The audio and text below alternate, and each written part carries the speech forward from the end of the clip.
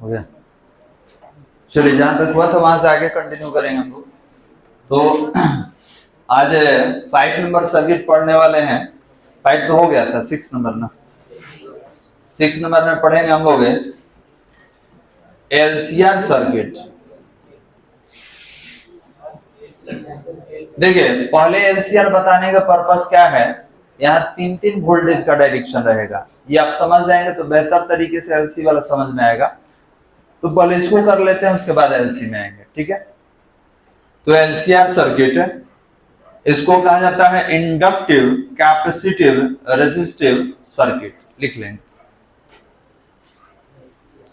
कल जो नहीं आए होंगे पिछले क्लास में, आप इसका वीडियो देख लीजिएगा, क्योंकि जिनका पीछे वाला क्लास नहीं हुआ है उनको नहीं समझ में आएगा वाला। इसमें आपको यह भी बताया गया था कि हम लोग क्या निकालते हैं, तो इम्पीडेंस निकालते हैं। क्या निकालेंगे वाला, इम्पीडेंस डिफाइन किया जाए। लिखेंगे अ सर्किट, डिफाइन किया जाए a circuit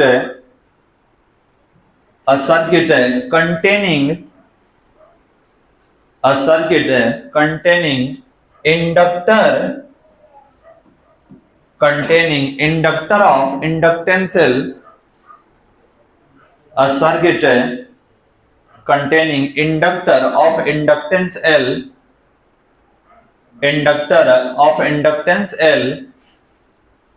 capacitor of capacitance C,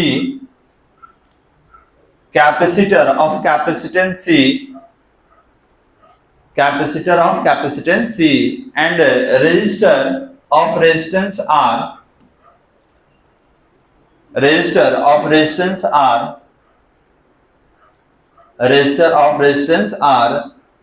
all joined in series combination,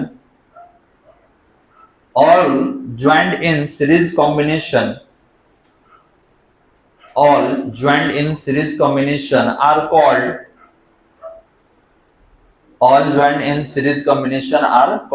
LCR circuit.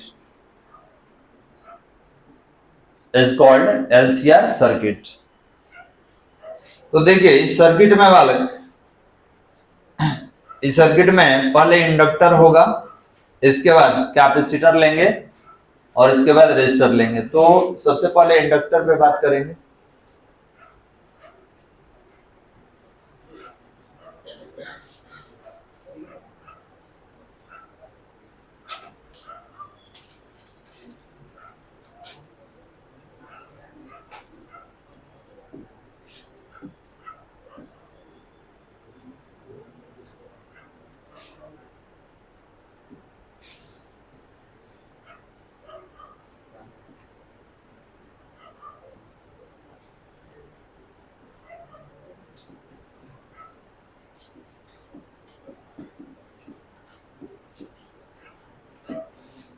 देखा जाए, ये हमारा इंडक्टर है L, कैपेसिटर है C, रेजिस्टर है R।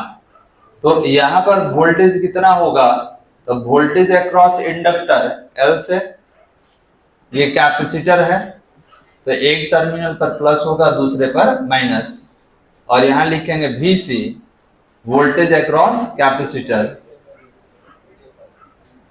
और यहां क्या होगा, VR, voltage across resistor. Diagram बना लीजिए।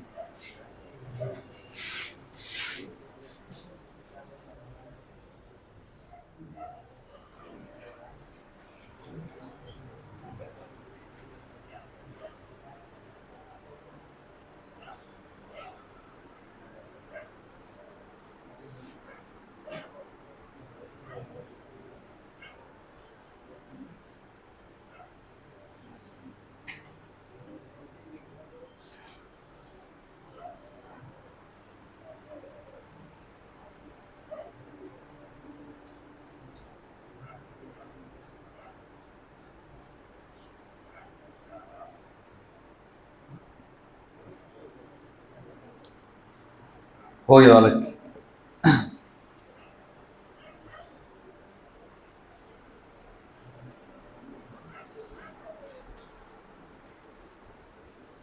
तो एक इंडक्टर है, कैपेसिटर है, रेजिस्टर है।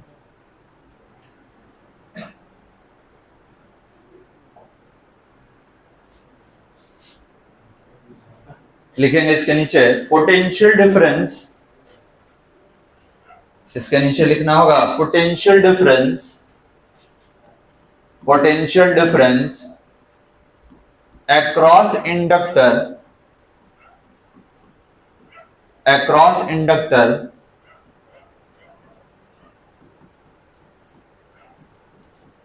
Potential difference across inductor. तो ये आई नॉट एक्सएल और आई नॉट एक्सएल को कैसे लिख सकते हैं, तो एल ओमेगा, इससे हटाया जा सकता है। इसके नीचे लिखना होगा potential difference across capacitor, potential difference across capacitor VC, ये कितना होगा आई नॉट XC। तो आई नॉट और XC कितना होगा 1/C ओमेगा। और एक और है रेजिस्टर है, तो पोटेंशियल डिफरेंस अक्रॉस रेजिस्टर, ये कितना होगा, ये हो जाएगा आपका VR equal to I nought R।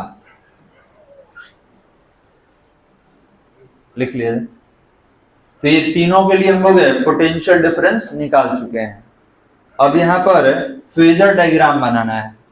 तो फेजर डायग्राम के लिए अभी से पहले हम लोग दो दो वोल्टेज के लिए निकालते थे, याद है? ठीक है, दो दो था तो उसका रिजल्टेंट निकालते थे।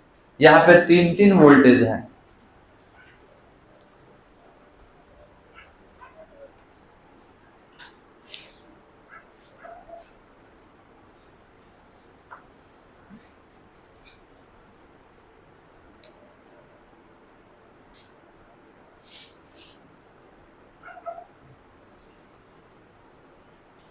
हो गया वाला। अच्छा, देखिए तो इसका फेजर डायग्राम लेंगे।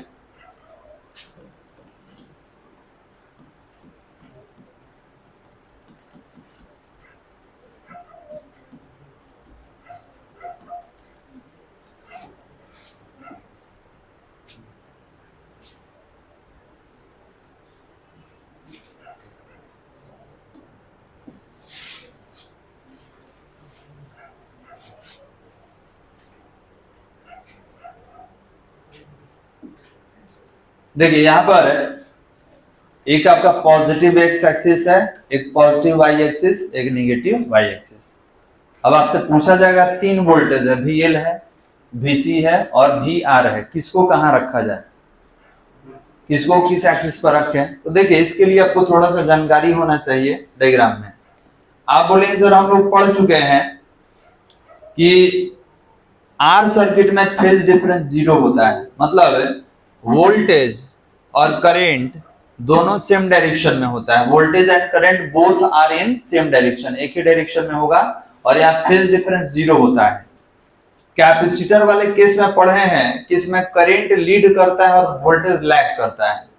तो वोल्टेज नीचे होगा, तो आप देख सकते हैं वोल्टेज कम है करंट से।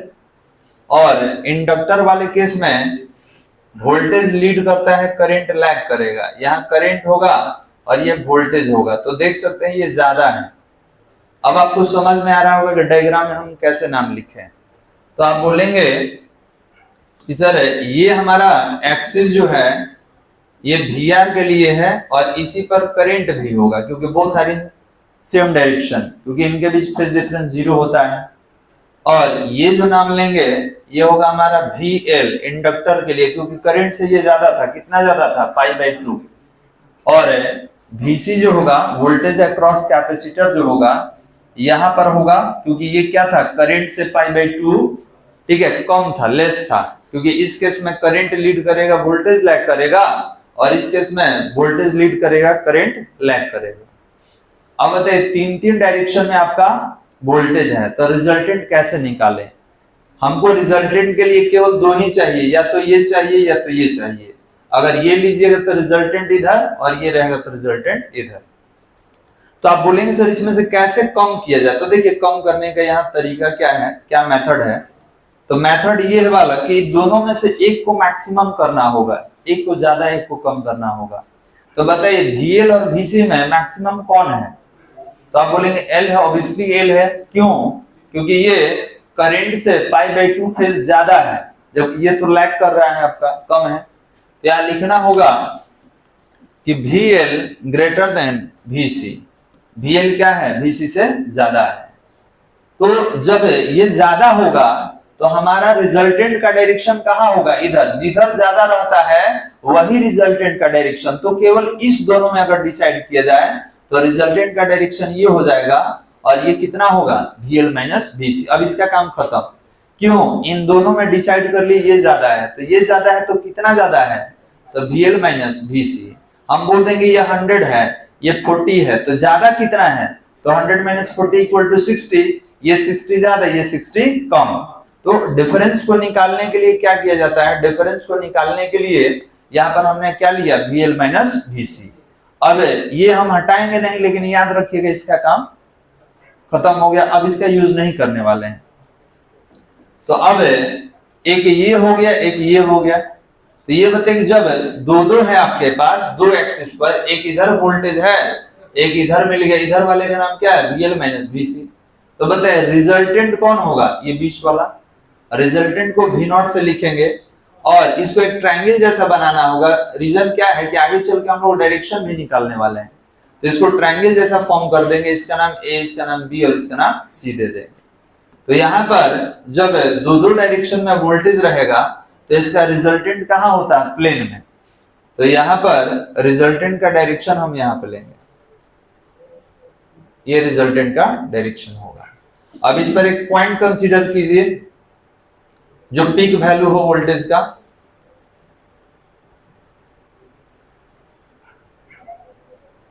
तो ये नाम दे दिए हम B, ये O, ये A, ये C। और ये बताइए रिजल्टेंट वोल्टेज है और नीचे करंट है, तो इनके बीच एंगल कितना? 5। मतलब ये जो वोल्टेज है रिजल्टेंट वाला, करंट से कितना ज्यादा है जी? 5 एंगल ज्यादा है। ये आपका रिजल्टेंट वोल्टेज हुआ, ये दोनों के लिए आया है। तो ये करंट से कितना ज्यादा होगा? तो 5 एंगल ज्यादा होगा। अब इसका मैग्नीट्यूड कैसे निकालना होगा? तो यही हम लोग या तो वेक्टर लॉ ले लेंगे। वेक्टर में क्या पढ़े थे? Sir under root x component का स्क्वायर और y कंपोनेंट, y वो है कितना? VL minus VC। अब ये मत ले लीजिएगा सर, इसको नहीं ले सकते, नहीं, क्योंकि रिजल्टेंट निकाल चुके हैं आप माइनस करके। वो नहीं लेंगे, कौन सा लेंगे? VL minus VC। क्लियर है बालक? चलिए फेजर डायग्राम बना लीजिए, उसके बाद कुछ लिखना होगा। फेजर डायग्राम बना लीजिए।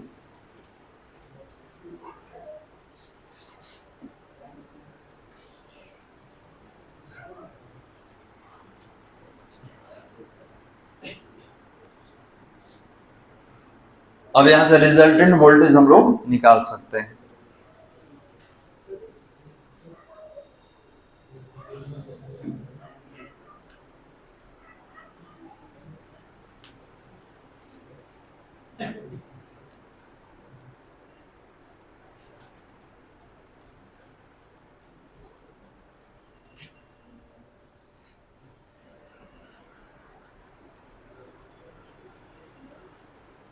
इसमें जो ट्रायंगल देख रहे हैं इसको इम्पीडेंस ट्रायंगल भी कहा जाता है। जो ट्रायंगल इसमें आपको दिख रहा है यहाँ पर, वो ये वाला, इसको इम्पीडेंस ट्रायंगल भी कहा जाता है।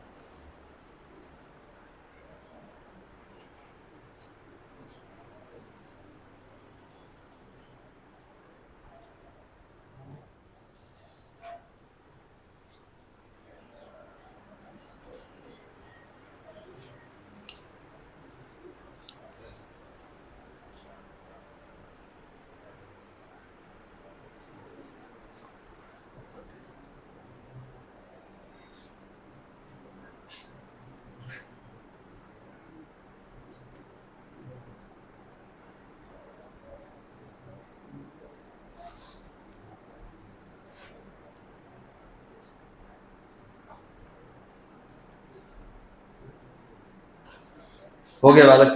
डायग्राम बना लिए। चलिए इसके नीचे लिखना होगा, इसके नीचे लिखेंगे रिजल्टेंट वोल्टेज, रिजल्टेंट वोल्टेज। तो रिजल्टेंट वोल्टेज कितना होगा देखा जाए, V0 equal to under root. तो देखिए यहाँ पे दो हम लोग लॉ यूज कर सकते हैं, या तो आप पाइथागोरस थ्योरम यूज कीजिए या तो वेक्टर का लॉ। तो याद रखेंगे ये आपका बेस है, परपेंडिकुलर है, परपेंडिकुलर बेस है, तो ये क्या होगा, हाइपोटेनस होगा। तो हाइपोटेनस क्या होता है, under root perpendicular square plus base square. इसका वैल्यू कितना है, VL माइनस VC। इसका वैल्यू कितना है, तो ये है VR। क्लियर है।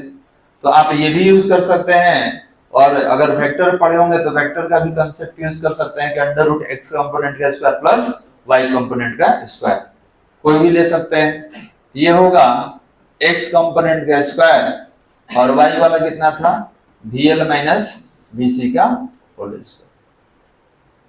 देखो इसको अलग अलग कर लीजिए, तो ये कितना होगा, I नॉट R, इसका स्क्वायर कर लेंगे, और ये कितना होगा, ये हो जाएगा I nought XL minus I nought XC, इसका स्क्वायर कर लेंगे।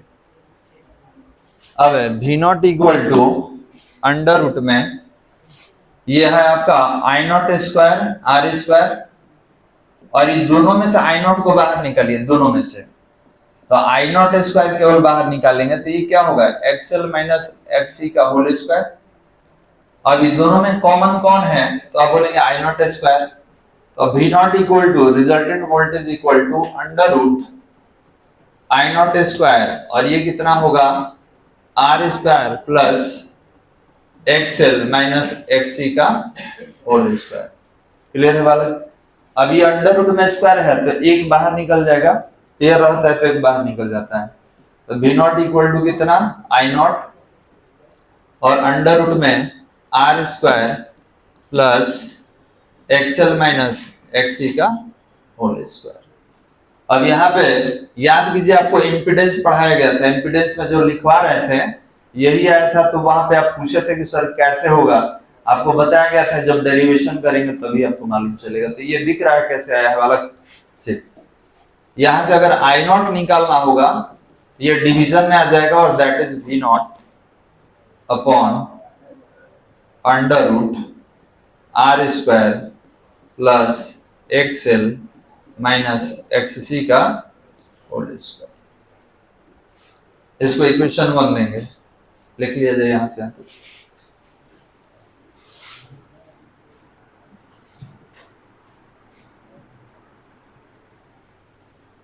अब यहाँ XL अगर रिप्लेस करना होगा तो L ओमेगा से करेंगे, XC हटाना होगा तो 1 अपॉन C ओमेगा से हटाना होगा।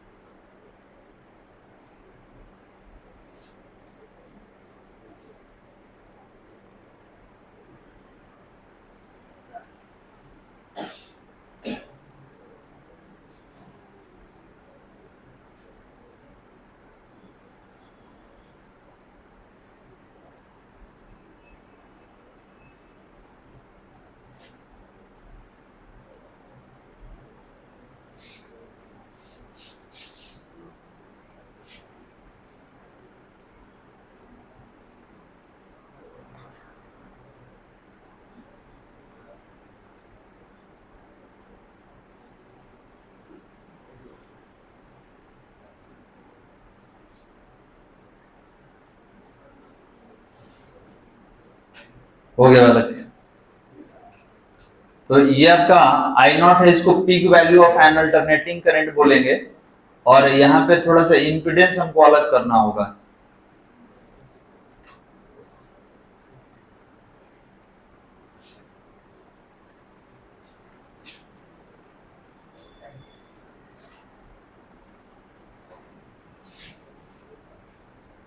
हो गया बालक, चलिए आगे बढ़ाते हैं इसको। और ये जो आप सर्किट पढ़ रहे हैं, इससे आपके एग्जाम में क्वेश्चन रहेगा ही रहेगा। प्रीवियस पेपर देख लीजिए, ठीक है। ऑब्जेक्टिव ही ज्यादा रहता है, इससे ऑब्जेक्टिव कम से कम 2-4 ऑब्जेक्टिव जरूर रहता है। इसके नीचे देखिए, लिखेंगे impedance,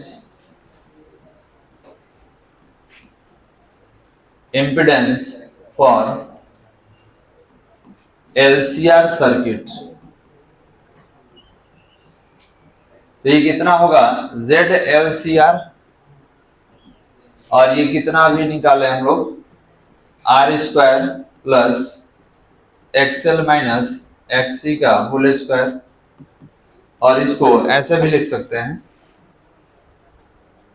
are square plus XL को कितना लिखेंगे एल ओमेगा, और इसको 1/c ओमेगा इसका स्क्वायर। ये आपका इम्पीडेंस है, ऑफ कर लीजिए, इम्पीडेंस ऑफ एलआर सर्किट हो गया अलग। इम्पीडेंस ऑफ एलसीआर सर्किट तो कितना होगा under root R square plus XL minus XC का होल स्क्वायर। अब वहां से एक्सएल हटाना होगा, एक्सी हटाना होगा, तो उसका सब्स्टिट्यूशन रखेंगे जो कि एल ओमेगा और 1/c ओमेगा होता है।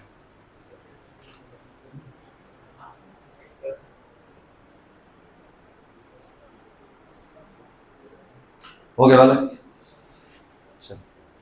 अब यहां से लिखेंगे equation of instantaneous alternating current. ये आपको इंपीडेंस अलग से 4 लिखवाया गया था, किसके लिए एलआर, एलसी, सीआर और एलसीआर। उसमें ये डायरेक्ट हम लोग लिखे थे उस समय एक्सप्लेन नहीं किया गया था क्योंकि डेरिवेशन नहीं किए थे। अभी डेरिवेशन हो रहा है तो देख लीजिए कैसे आया है, और इसीलिए इसके बाद एलसी बताया जाएगा, वो और बेहतर समझ में आएगा क्योंकि उसमें 2 फेज डिफरेंस होता है 180। ठीक है, कैपेसिटर और इंडक्टर के बीच में उसमें फेज डिफरेंस निकालते हैं। ये हो गया, लिखा जाए इसके नीचे equation of instantaneous alternating current, equation of instantaneous alternating current, equation of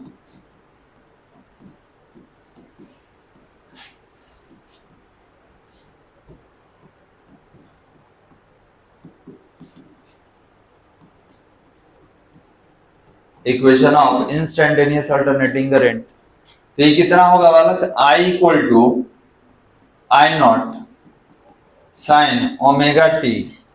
हमको ये बताइए कि यहाँ +5 लिखा जाए या -5 लिखा जाए। ठीक है, इस इक्वेशन ऑफ अल्टरनेटिंग करंट में, इंस्टैन्टेनियस अल्टरनेटिंग करंट में यहाँ पे हम +5 लिखे कि -5 लिखे, बताया जाए। क्या लिखे माइनस, क्यों माइनस लिखे बोलिए, किससे, कौन सा वोल्टेज, रिजल्टेंट वोल्टेज। चलिए, और किसी का प्लस है या नहीं है, इसमें +5 लिखा जाए कि -5 लिखा जाए, बताइए क्या लिखा जाए, बताइए। नहीं समझ में आ रहा है क्या लिखा जाए, तो देखिए डायग्राम पहले समझ लीजिए। जिनका क्लास छूटा होगा उनको बिल्कुल नहीं समझ में आ रहा होगा, शुरू से देखेंगे अल्टरनेटिंग करंट सर्किट का, तब समझ में आएगा। उसमें एकदम इंट्रोडक्शन से बताया गया है, वेवलेंथ से, वेव से बताया गया है सारा। ध्यान देंगे, आपने बोला सर कैसे आइडेंटिफाई करेंगे, तो देखिए ना करंट ये है, करंट ये है और रिजल्टेंट वोल्टेज ये है। तो आप देख सकते हैं वोल्टेज ऊपर है कितना एंगल से, 5 एंगल से। तो अगर इसका इक्वेशन बनाएंगे तो आप कहिए कि ज्यादा है, तो अगर इसका इक्वेशन हमको बनाना होता तब ओमेगा टी +5 लिखते क्योंकि ये मोड़ है। लेकिन इसका तो इक्वेशन हम बना नहीं रहे हैं, हम इसका इक्वेशन बना नहीं रहे, हम किसका इक्वेशन बना रहे हैं, करंट का। तो अगर इसके बारे में बताना होता तब बोलते कि ज्यादा है, लेकिन आप इसका इक्वेशन नहीं बना रहे हैं। आपका हेडिंग देखिए क्या था, अल्टरनेटिंग करंट के लिए सर्किट, मतलब हर जगह आप अल्टरनेटिंग का ही बनाएंगे, तो आप इसके बारे में बता रहे हैं। तो ये बताइए कि ये करंट है, ये करंट है, तो वोल्टेज से कम है कि ज्यादा है, कम है, तो कम के लिए कितना, -5। ज्यादा रहता तो क्या लेते, +5। अब बोलेंगे सर ये कैसे, मतलब है प्लस माइनस वाला कैसे आप डिसाइड करेंगे, तो देखिए ये वोल्टेज यहाँ नहीं रह के यहाँ रहता, यहाँ रहता, तो जब यहाँ पर रिजल्टेंट वोल्टेज रहता तब हम बोलते कि तो करंट ज्यादा है, कितना एंगल से ज्यादा है, 5। तो अब इसमें क्या करते हैं, +5 लेते हैं। लेकिन अभी वोल्टेज ऊपर है, करंट नीचे है तो करंट कम हो गया, तो करंट के इक्वेशन में क्या यूज करेंगे अभी, फाइव, -5। समझ में आ रहा है वाला, समझ में आ रहा है माइनस कब यूज करना है, प्लस कब यूज करना है। तो आप बोलेंगे सर अभी का जो डायग्राम है, इस डायग्राम में करंट जो है कम है, करंट यहाँ है, वोल्टेज वहां है, तो अभी हम लोग -5 यूज करने वाले हैं इसके लिए। लेकिन ये वोल्टेज जो यहां पर आपने लिया है, अगर यहाँ पे रहता, ठीक है, अगर यहाँ पर ये रहता वोल्टेज, तो करंट का जो इक्वेशन बनाते हैं करंट का, इसमें क्या लिखते हैं, +5, क्योंकि करंट इससे ज्यादा है। यहाँ पर करंट इससे क्या करेगा, लीड करेगा, लेकिन इससे क्या कर रहा है, लैग कर रहा है। लीड लैग समझ में आता है ना जी, लीड करना मतलब ज्यादा होना, लैग करना मतलब कम होना। चल, तो यहां पर क्या लिखे, प्लस की माइनस, और इसलिए माइनस लिखेंगे, क्यों, करंट जो है कम है, लैग कर रहा है, वोल्टेज ज्यादा है। अब ये बताइए कि I = I नॉट को कैसे रिप्लेस कीजिएगा, तो यहाँ पे देखिए I नॉट को रिप्लेस करने के लिए हमारे पास, तो यहां लिखेंगे कि V0 upon √R² plus XL minus XC का whole square into sine ωt-5। अब क्या इसको ऐसे भी लिख सकते हैं, V0 अपॉन ZLCR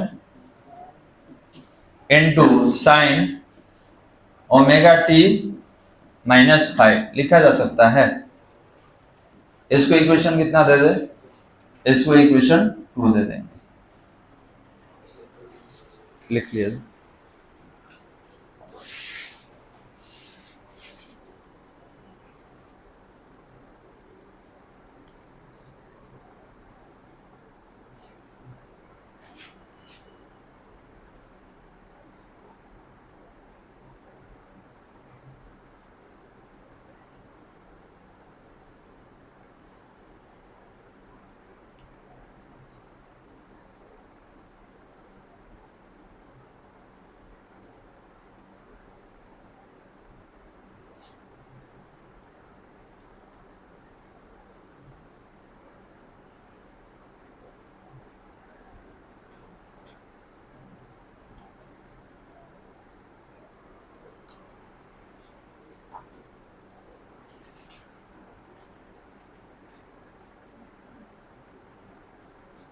हो गया बालक, ठीक, लैंग्वेज लिखना होगा,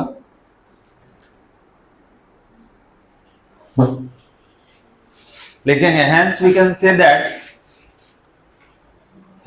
can say that in LCR circuit, hence we can say that in LCR circuit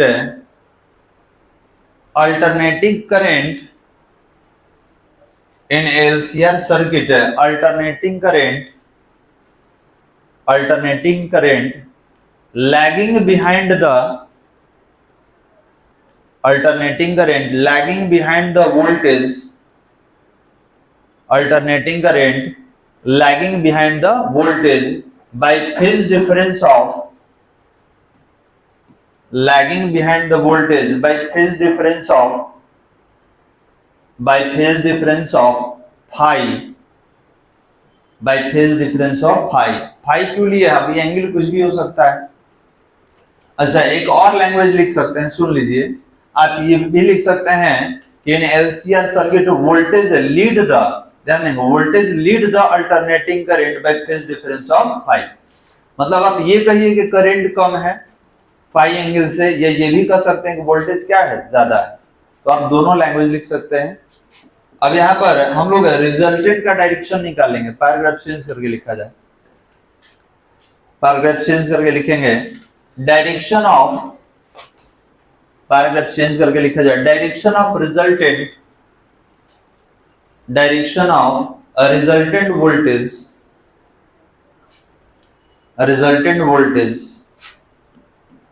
तो tan phi, देखिए तो बालक, अब इसका डायरेक्शन पे बात करना है, तो देखिए अगर tan लीजिएगा तो क्या होगा, AC, ये क्या होगा, OA, इसका वैल्यू कितना है, तो VL - BC। तो यहां पर हम लोग निकालेंगे tan phi = AC upon OA, इसका वैल्यू VL माइनस BC, इसका वैल्यू VR। इसको तोड़ा जाए तो V नॉट XL, ये I नॉट XC, और ये कितना होगा I nought R। tan phi दोनों में से कुछ कॉमन आएगा, ऊपर I नॉट आएगा, ये हो जाएगा XL minus XC upon I nought R। I not cancel हो जाएगा, तो यहाँ पर लिखेंगे tan फाई इक्वल टू, ये हो जाएगा XL minus XC upon R। Equation 3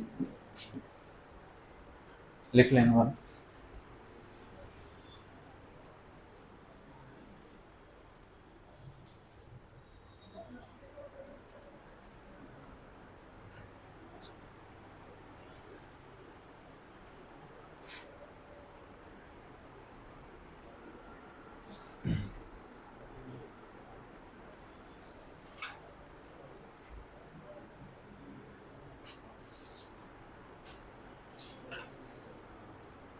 तो ये क्या है आपका रिजल्टेंट का डायरेक्शन है, इसके लिए भी हम लोग लैंग्वेज लिखेंगे।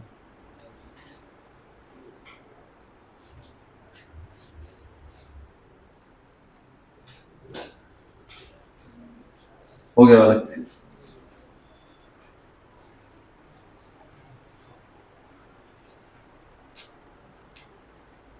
लिखा जाए equation number 3। Equation number 3 is the direction of, equation number 3 is the direction of, resultant voltage, is the direction of resultant voltage, for LCR circuit, एक और बचा हुआ है LC, उसको कर लेते हैं।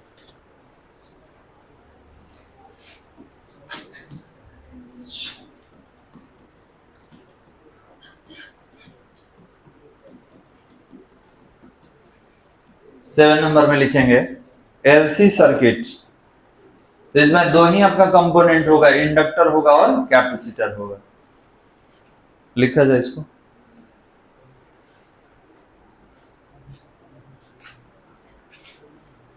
लिखेंगे an inductor of inductance L, an inductor of inductance L and a capacitor of capacitance C, and a capacitor of capacitance C are joined in series combination,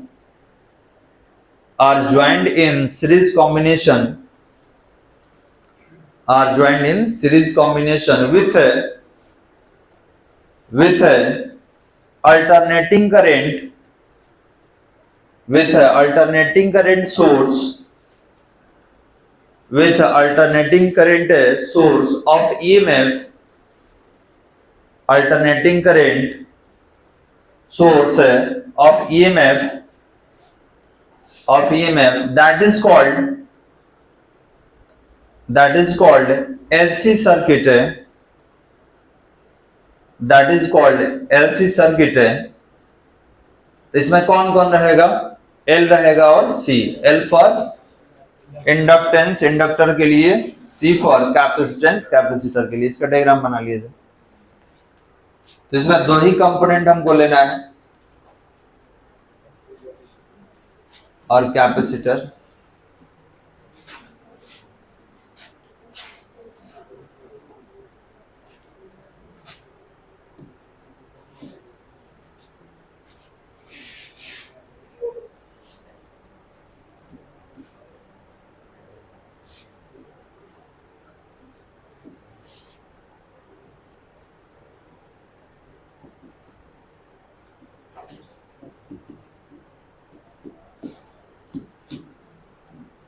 inductor है, कैपेसिटर, वोल्टेज अक्रॉस इंडक्टर, और ये voltage across capacitor. Diagram बना लीजिए।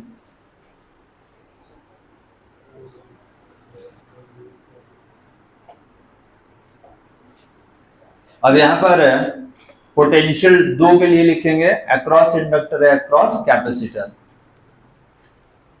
तो एक क्या होगा, current से 90 डिग्री लैग करता है तो एक लीड करता है। कौन लैग करेगा, तो कैपेसिटर वाला। कौन लीड करेगा, तो इंडक्टर वाला।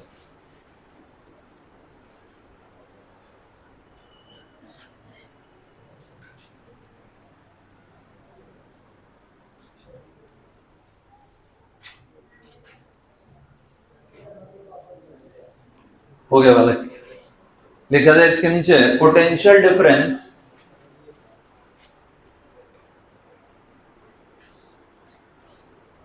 नहीं बना diagram. Potential difference across inductor, potential difference across inductor, across inductor. तो VL equal to I nought XL, और आई नॉट एक्सएल को कैसे रिप्लेस करेंगे, L ओमेगा से। और एक और है इसमें पोटेंशियल डिफरेंस अक्रॉस कैपेसिटर,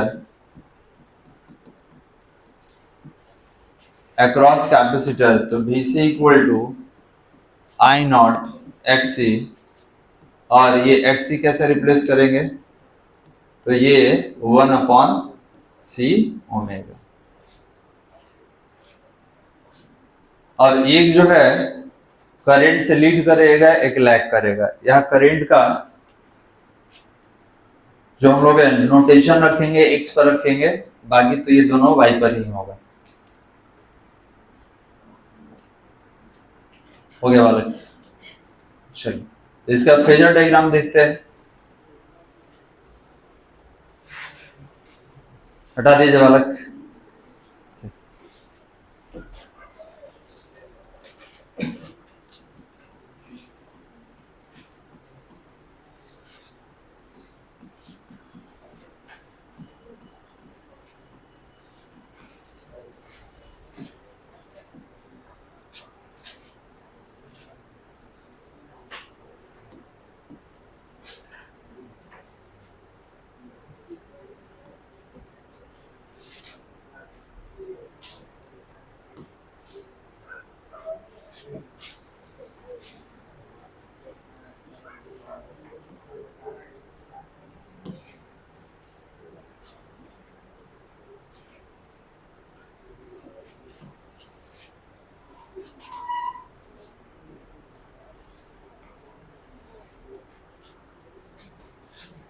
ध्यान है बालक, ये करंट हो जाएगा, ये करंट रहेगा, ये VL होगा, और इस पर VC। यहां भी लेते हैं, ये करंट है, ये VL है, और ये VC है। अब सवाल ये है कि सर यहाँ दो दो क्यों लिए, तो यहाँ दो दो रिजल्टेंट निकालेंगे, क्योंकि ध्यान देंगे यहाँ पर VR नहीं है कि आप कंपेयर कीजिएगा, उसमें 3 वोल्टेज था। एक VR था अलॉन्ग करंट के एक्सिस पर, ठीक है, अलॉन्ग एक्स एक्सिस बोल सकते हैं, और एक ऊपर क्या था VL, नीचे क्या है VC है। तो आप बोलेंगे कि सर हमको इस दोनों वोल्टेज के बीच कंपेयर करना है, ठीक है, मतलब इन दोनों के बीच में कंपैरिजन। तो अभी इन दोनों के बीच फेज का डिफरेंस 180 दिख रहा है, ठीक है। आप ये भी लिख सकते हैं कि यहाँ पर डायग्राम में VL जो है करंट से 90 डिग्री लीड करता है, और इसमें बगल वाले डायग्राम में VC जो है करंट से 90 डिग्री क्या करता है, लैग करता है। तो इसमें दो केस लेना होगा। एक बार क्या करेंगे हम लोग कि VL ग्रेटर देन VC करेंगे, और एक इसमें क्या करना होगा कि VC ग्रेटर देन VL करना होगा। एक बार आपको, ठीक है, एक बार C को कैपेसिटर का वोल्टेज ज्यादा लेना होगा, एक बार इंडक्टर का। तो यहाँ दो रिजल्टेंट मिलेगा, ठीक है। आप किसी के लिए निकालिए, थोड़ा सा आप जाके इंपीडेंस चेक कीजिए, लिखवाया गया था, 2 लिखवाया गया था, ठीक है। एक था आपका XL - XC, और x था xc माइनस xl, याद है? तो क्यों है? क्योंकि यहाँ पे दो रिजल्टेंट हम लोग कंसीडर किए हैं। कैसे? तो ध्यान देंगे, अगर इन दोनों में इसको अगर रिजल्टेंट कंसीडर कीजिएगा कि ये हमारा रिजल्टेंट है, तो ये कितना होगा? VL minus VC।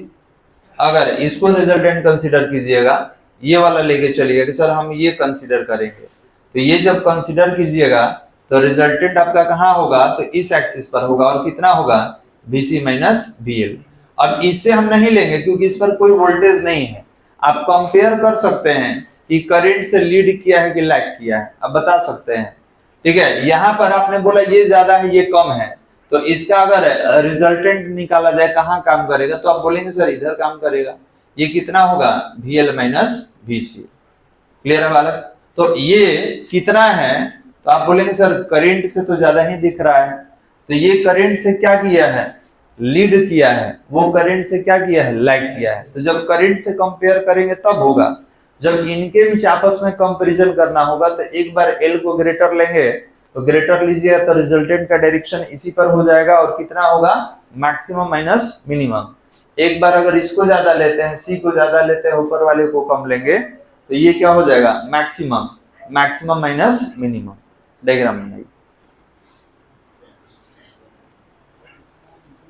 अब यहाँ लिखना पड़ेगा कि सर किसका फेज डिफरेंस कितना होता है, क्यों हम ज्यादा लिए हैं, किसी में कम क्यों लिया गया है।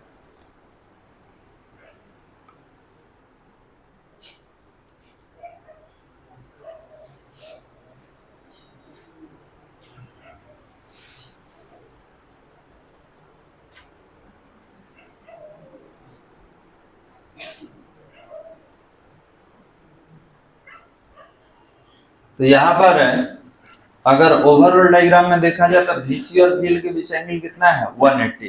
तो 90 किसके लिए? तो 90 नीचे वाले के लिए, 90 ऊपर वाले के लिए। हो गया बालक? बस यहीं रोक देते हैं क्योंकि थोड़ा समय लगेगा इसमें। ठीक है, और ये भी खत्म हो जाएगा। तो आप दोनों में से कोई एक भी केस ले सकते हैं, दोनों भी हम बता दे रहे हैं, दोनों बता दे रहे हैं। डायग्राम बन गया बालक? अब कल यहीं से हम स्टार्ट करेंगे। हटा दिया जाए।